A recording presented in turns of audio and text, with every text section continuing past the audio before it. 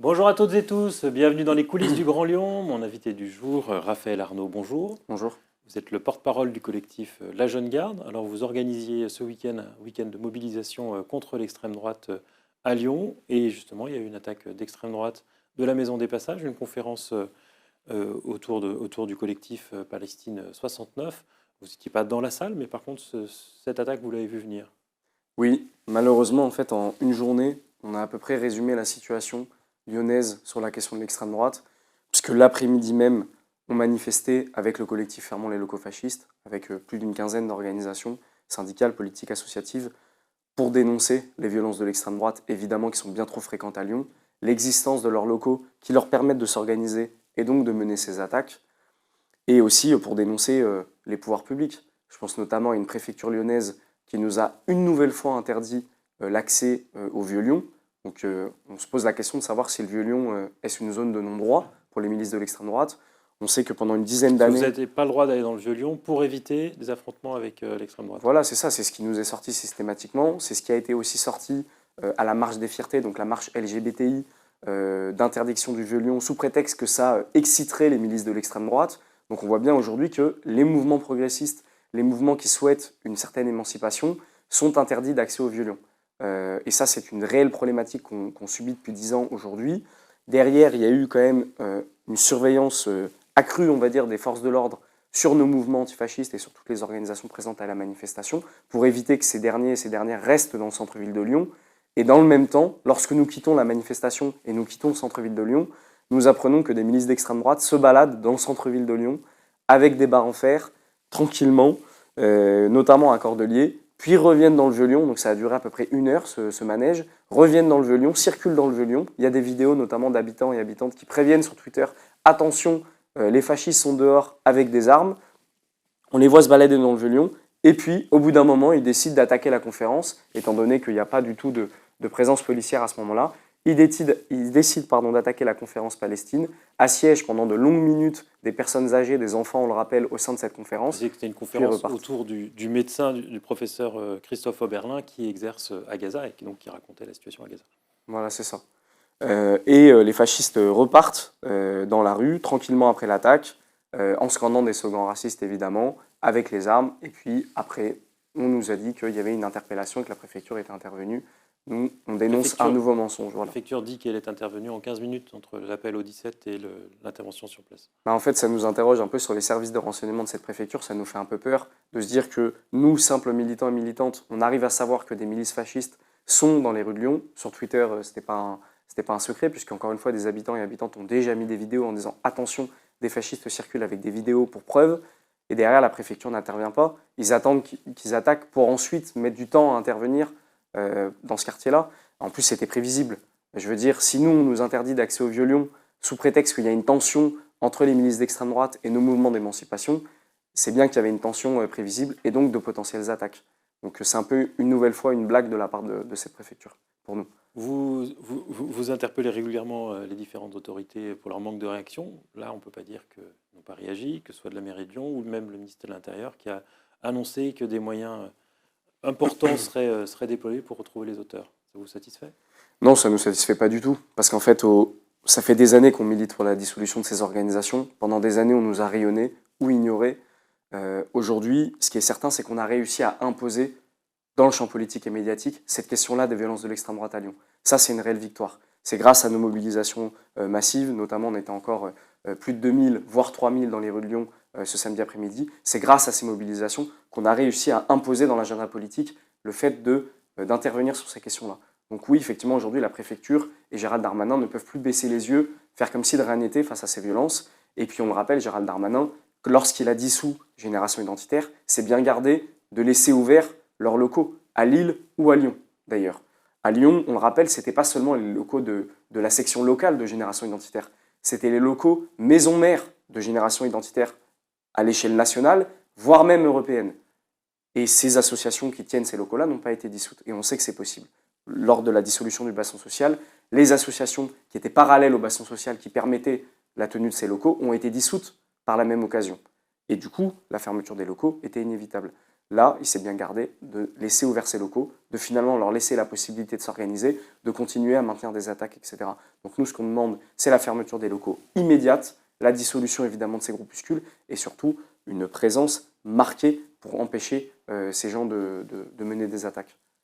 Alors, le lendemain, vous teniez des forums sociaux antifascistes, notamment avec une conférence avec Hugues de Plenel.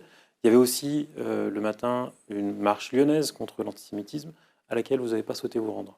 Oui, en fait, j'ai envie de dire que ces deux événements ont du sens.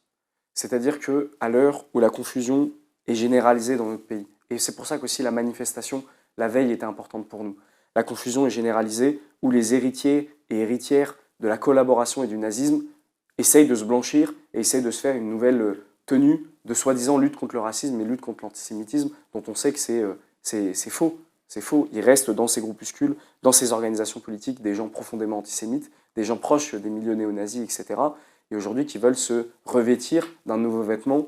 Nous, on a toujours lutté contre toute forme de racisme, de l'antisémitisme à l'islamophobie, et toutes les formes de racisme, encore une fois, je le rappelle. Et il était bon de clarifier les choses. Nous avons décidé volontairement de ne pas aller à ces marches-là.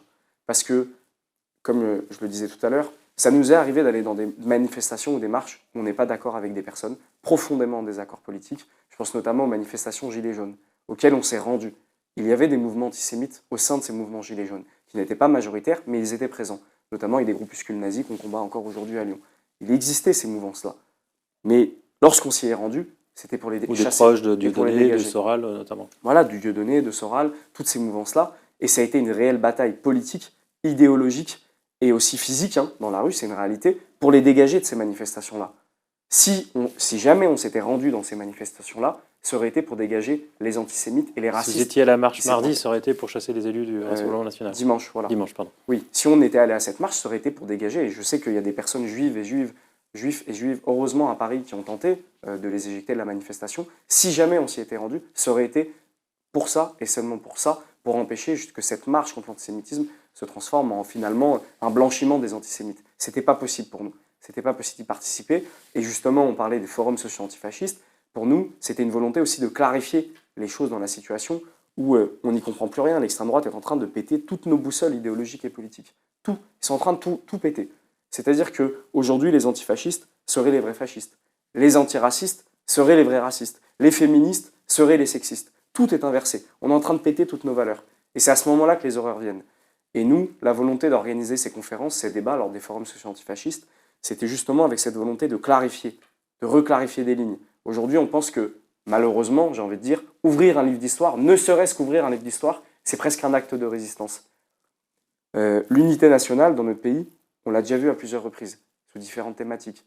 Lorsque c'est pour la résistance, pour lutter contre le fascisme et le nazisme, l'unité nationale nous convient. Lorsque l'unité nationale se construit autour du racisme, je pense notamment aujourd'hui sur des questions islamophobes, anti-arabes, qui sont en train de se créer dans le pays. Lorsque l'unité nationale se construit autour de ça, c'est là que les dangers viennent, c'est là que les horreurs viennent. Les marches de dimanche, c'était une marche profondément... En tout cas, au sein de cette marche, il y avait des gens, oui, qui avaient cette volonté-là. Au sein de cette marche, il y avait des gens. Pas tous, évidemment. Il y a des milliers de personnes, je pense. Est-ce que c'était pas important que la République marque tous les juifs de France, après l'explosion des actes antisémites qu'on a pu constater ces dernières semaines, un soutien? Alors, je pense très sincèrement qu'il y a des milliers de personnes qui se sont rendues à cette marche avec une bonne volonté, une vraie volonté de lutter contre l'antisémitisme comme ils l'ont toujours fait. Il y a tout un tas de personnes qu'on n'a jamais vues dans des marches antiracistes. Ça fait des dizaines et des dizaines d'années qu'on lutte contre l'antisémitisme, contre le racisme, et encore une fois contre toute forme de racisme, qu'on lutte contre des milices nazies, qu'on lutte contre le fait qu'il y ait des députés du Rassemblement national qui tiennent des librairies négationnistes et antisémites. Ça fait des dizaines d'années qu'on lutte contre.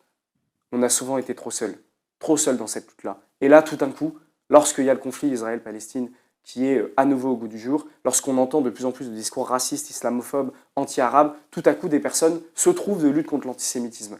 Je vous avoue qu'on n'est pas de cette jeunesse, et je pense que la jeunesse n'est pas dupe aujourd'hui dans notre pays. Preuve en est que la manifestation était quand même plutôt âgée, finalement. La jeunesse n'est pas dupe dans notre pays. Ces gens-là ne luttent pas contre l'antisémitisme. En tout cas, les gens qui ont appelé à cette marche, notamment je pense au Rassemblement national, je pense à Reconquête, à tous ces gens d'extrême droite, évidemment ne luttent pas contre l'antisémitisme et à l'inverse même veulent mieux affirmer un racisme en se revêtant de lutte contre l'antisémitisme. Donc nous, on n'est pas dupes. Et encore une fois, si on y était allé, c'était pour afficher des mots clairs et dégager ces gens-là, mais manifestement, ce n'était pas au goût du jour.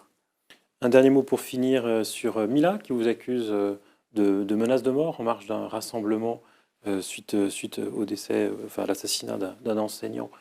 Euh, et donc, elle vous a attaqué notamment sur Twitter, elle a parlé d'un enregistrement, d'une plainte. Vous n'avez pas répondu. Un peu de sérieux, je pense, entre nous. Je pense qu'on n'est pas à valeur actuelle ici. La preuve, c'est que Je vous confirme. aujourd'hui, voilà, on n'est pas à valeur actuelle. Je pense qu'on peut se parler sérieusement. Nous, les fake news d'extrême droite, on n'y répond pas.